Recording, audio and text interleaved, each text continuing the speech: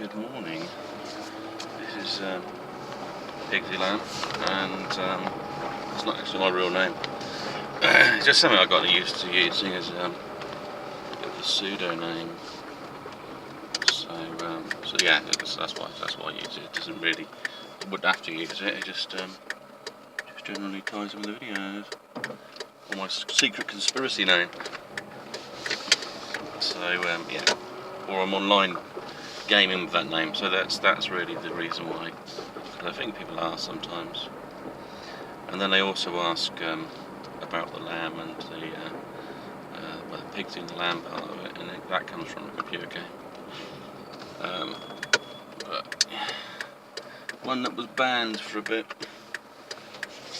and then when I had to unscrub on the Wii to play it, well, basically there was a way that you could play it. You could just download an unscrubbed version and just play it on the Wii. And to be honest, it wasn't that bad. It's probably also just running on games. I don't want to talk about games. I just thought to throw it in there. I probably had one of the most enjoyable experiences. Was playing stuff like Call of Duty on the Wii because of the interaction, just the way it felt. It felt like a sort of, you could jump over something and then sort of slash them. I've done that, sort of a mid-air bayonet attack or something, which you probably won't get with a controller so much. But then there's a lot of this VR stuff. The only problem about the VR stuff is basically there's a lot of devices. You don't want to put devices around your brain, as these devices send microwaves into your brain and then they just warm up your brain and damage it. You only need a small proportion of your brain to function, only the sort of the core part of it. In essence, you're a kind of holographic matrix, so it reduces your effectiveness. So you ideally don't want to do that.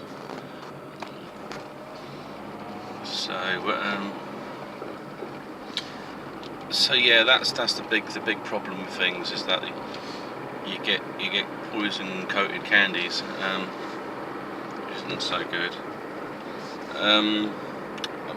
Talking on candies as well, there's something called Salmaik. It's like a salted licorice. It seems that licorice is sort of really important for your brain function or something. So cortisol. So it'll be something to do research in the future on for myself.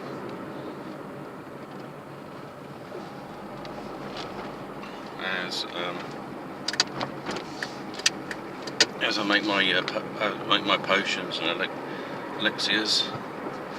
I mean, ideally, sometimes in the process I've mixed in all the ingredients. This is just moving on to ORMUS.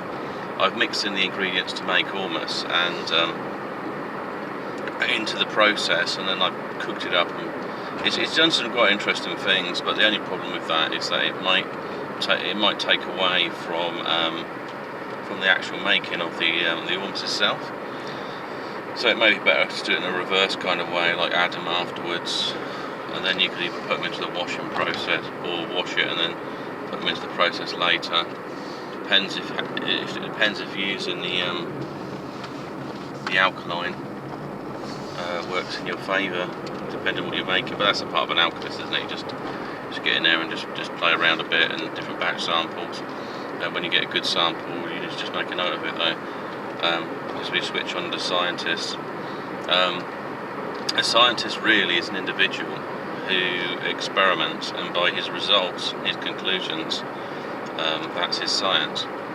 It's really about the experiment and the practice, because it's size sense, so it's mind sense, so it's mind and sensory information. That's why when people quote, that's not science, that's pseudoscience, they may be misquoting everything. They're just making a political statement, because it may be some sort of metaphysics or some type of meta-science. It's theorised the results and so on,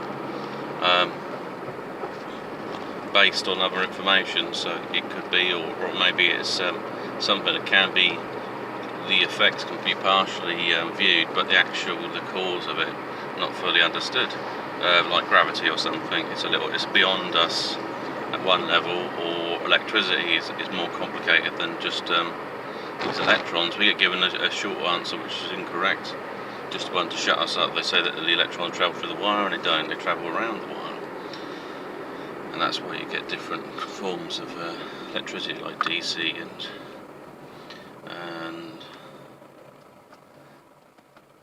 AC, which is the variant of electricity. Yeah, what I was going to talk about actually, so where I've gone completely off script, is last night we had a heavy rainfall. I woke up about 2 something, and there was something flying over the roof. It wasn't a man-made plane. It didn't have the engine noise to it, but it was it caused the roof to vibrate, and basically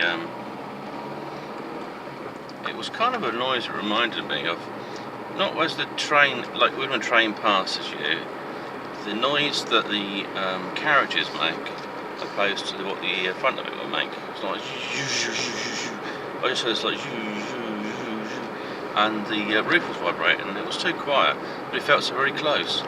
So basically, the vibration didn't make sense, and then later on there was probably about 10 minutes later, a load of thunder and lightning.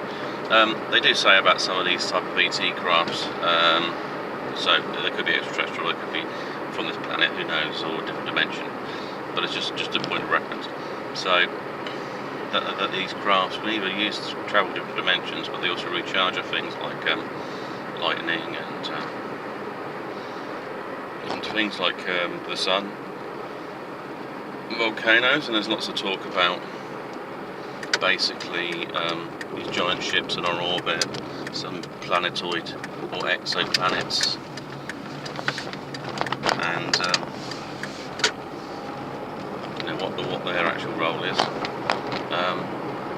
And there's something else interesting I found out as well. I was watching something that claim that 70% of the population of humans are tainted, so they're part alien or something. So I mean, it's definitely, there is a lot of people out there that they seem different. I don't know. Maybe it's me just being an outcast, but yeah, it's quite a high figure, and so they reckon that people get abducted and genetically altered and stuff like that. But why? That's a big problem. There's a lot of talk about ascension, but I don't think it's locked down to a particular species.